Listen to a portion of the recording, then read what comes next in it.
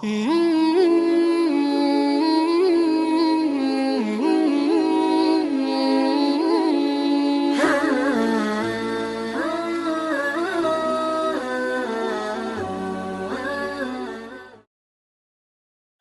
لله الذي هدانا لهذا وما كنا لنهتدي لولا أن هدانا الله وأصلي وأسلم على سيد الأنبياء محمد وآله وصحبه أجمعين أما بعد قال الله تبارك وتعالى لقد كان لكم في رسول الله أسوة حسنة صدق الله العظيم معزز ناظرین گرامی السلام علیکم ورحمۃ اللہ وبرکاتہ۔ معزز ناظرین گرامی، پچھلے پروگراموں میں اسلام میں تربیت اولاد کا طریقہ کار کیا ہے اور بچوں کی اہمیت کیا ہے، فیملی کی اہمیت کیا ہے، ایک گھر کی اہمیت کیا ہے، اس پر آپ لوگوں کے ساتھ بہت ساری باتیں ہم نے شیئر کی، اور آخر میں ہم اس ترتیب پہ پہنچے تھے کہ ایک بچے کے تربیت کے بنیادی وسائل کتنے ہیں، جن کا ہم نے ذکر کیا تھا کہ ممکنہ طور پر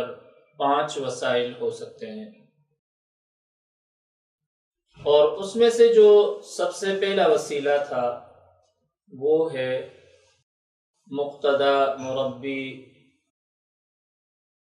اور اسوہ، کہ مقتدی کے اور مربی کے اسوہ حسنہ سے اولاد کی تربیت کی جا سکتی ہے، اور اس پر بھی کل سیر حاصل بحث ہوئی تھی کہ دیکھیں اللہ رب العزت نے جب حضرت صلی اللہ علیہ وسلم کو امت کے لیے مقتدی بنایا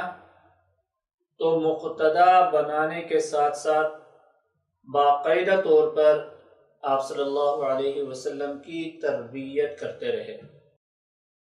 کیونکہ آپ عملی نمونہ تھے امت کے لیے۔ آج ہم حضرت صلی اللہ علیہ وسلم کے سیرت طیبہ سے بچوں کی تربیت، ان کے ساتھ رحمت، شفقت اور مودت کے حوالے سے چند ایک نمونے آپ کے سامنے پیش کریں گے۔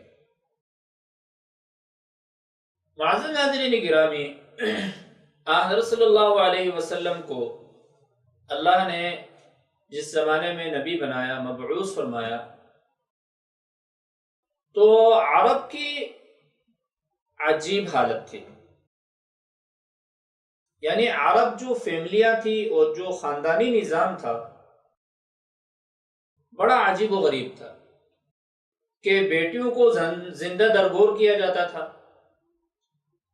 عار کی بنیاد پر، کہ کسی بچی کا پیدا ہونا ان کے معاشرے میں، ان کے فیملی میں عار تھا،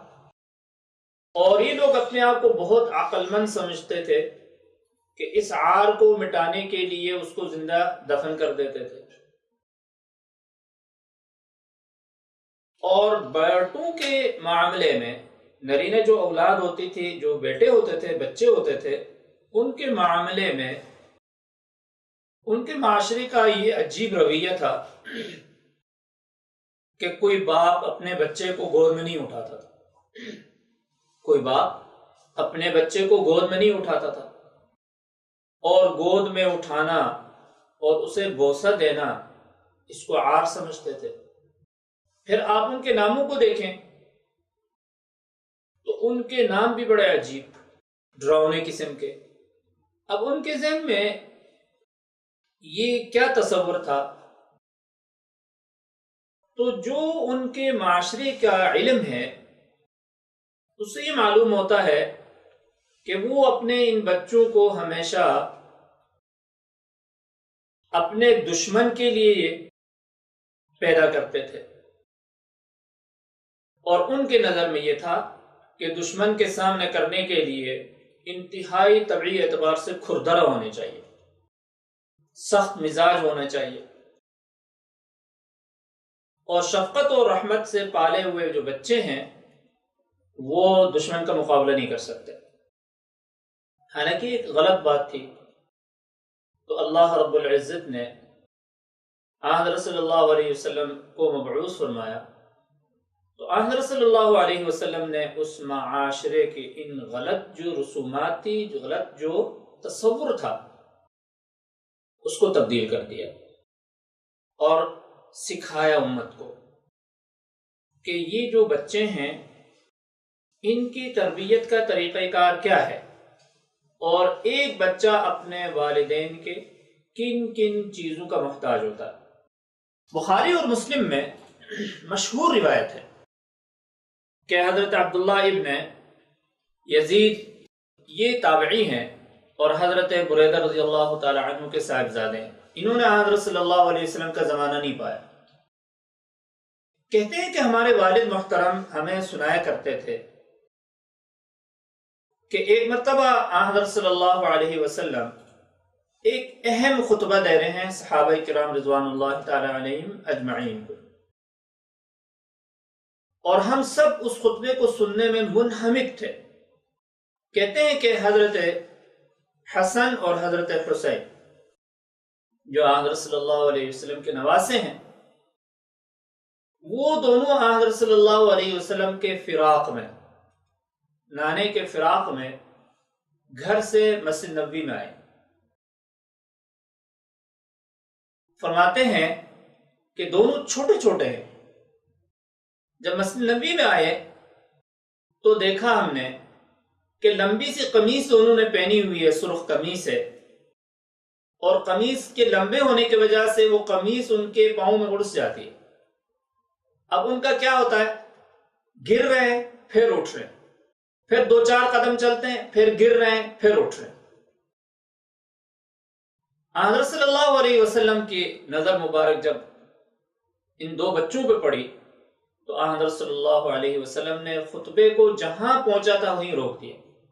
اور حضرت صلی اللہ علیہ وسلم نے صحابہ کو یہ حکم نہیں فرمایا کہ میرے ان بچوں کو اٹھاؤ، ان بچوں کو ادھر لاؤ،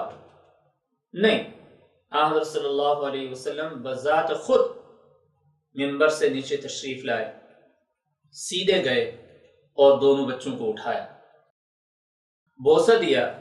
اور اپنے سامنے لا کے بٹھایا۔ بٹھانے کے بعد حضرت صلی اللہ علیہ وسلم دوبارہ منبر پر تشریف فرما ہوئے، اور اس موقع پر حضرت صلی اللہ علیہ وسلم نے فرمایا المال والبنون زینت الحیات الدنیا، اور دوسرے آپ صلی اللہ علیہ وسلم نے فرمایا انما اموالکم و اولادکم فتنہ۔ فرمایا یہ جو مال ہوتی ہے مالدار کے لیے، اور اولاد صاحب اولاد کے لیے بڑے آزمائش کی چیز ہوتی ہے۔ آزمائش کی چیز ہونے سے مطلب یہ ہے، مراد یہ ہے کہ یہ دو چیزیں ایسی ہیں کہ ان کی آزمائش کبھی بھی برداشت نہیں کی جاتی ہے۔ اور فرمایا دیکھیں جب میرے سامنے میرے ان بچوں کو میں نے گرتے پڑتے دیکھا تو مجھ سے صبر نہ ہو سکا، ان کی آزمائش، ان کی تکلیف مجھے برداشت نہیں ہو سکی، اور میں انہیں رحمت و شفقت کے دامن میں لینے کے لیے نیچے اترا، اور جو اہم بات آپ لوگوں سے کہہ رہا تھا وہ اہم بات کو درمیان میں نے روکا۔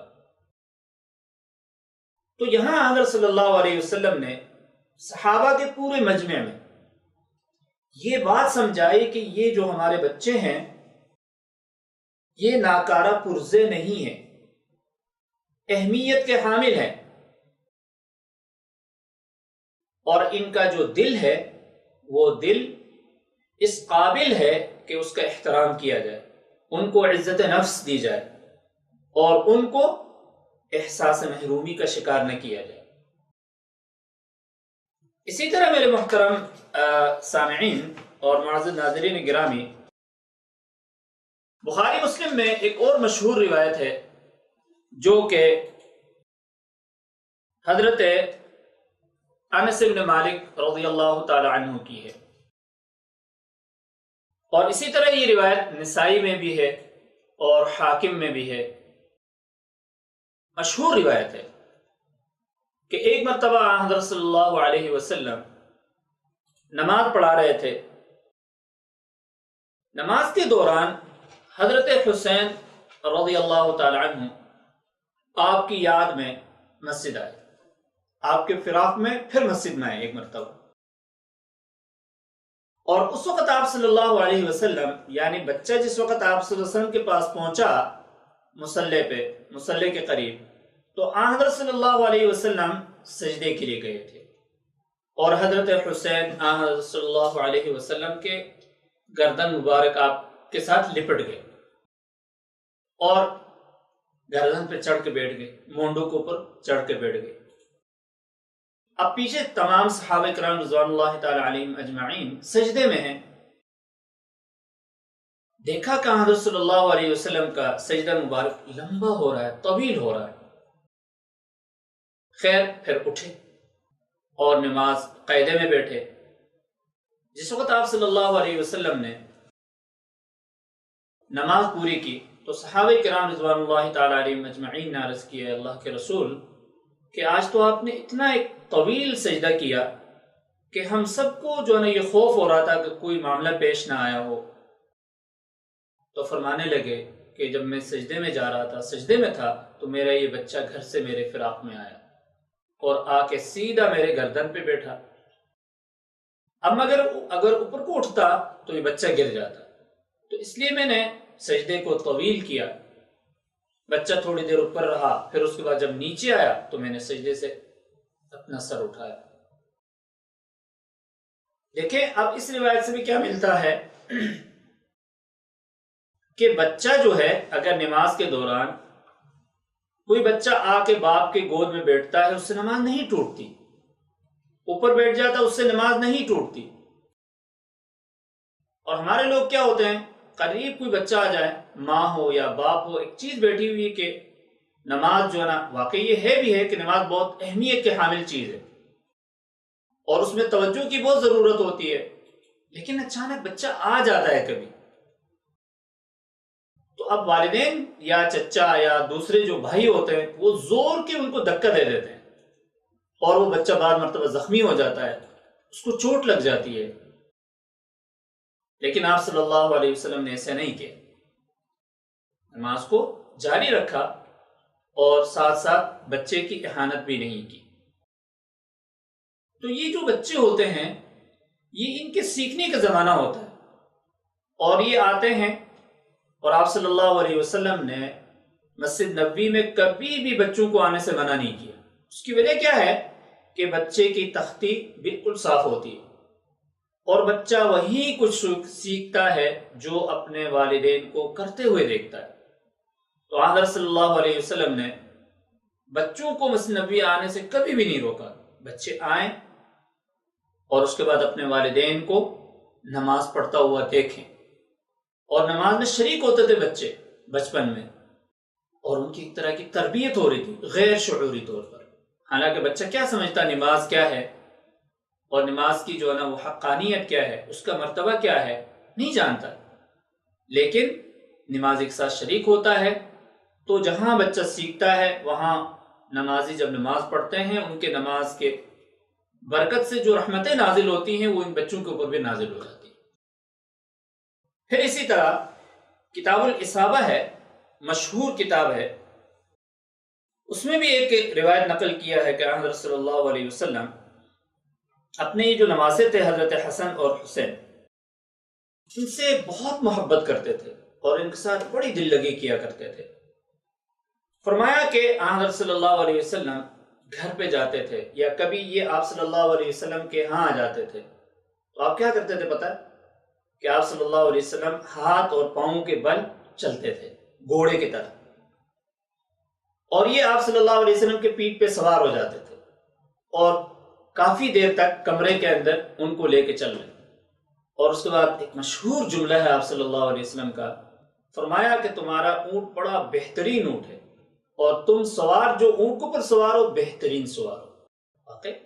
آپ صلی اللہ علیہ وسلم سے بہترین کوئی شخصیت ہو سکتی ہے، اور وہ خوش قسمت جنہوں نے آپ صلی اللہ علیہ وسلم کے پیٹھ کے اوپر سواری کی ہو، ان سے کوئی اچھا اور بہترین سوار ہو سکتا ہے۔ کیا ملا ہمیں؟ یہی ملا کہ بچے رحمت شفقت، مودت اس کے حقدار ہوتے ہیں، اور شروع ہی سے ان کو اس چیز کا ذہن دینے چاہیے، اور ذہن عملی طور پر ملتا ہے۔ اللہ تعالی ہمیں توفیق نصیب فرمائے۔ انشاءاللہ مزید نمونے آگے آ رہے ہیں۔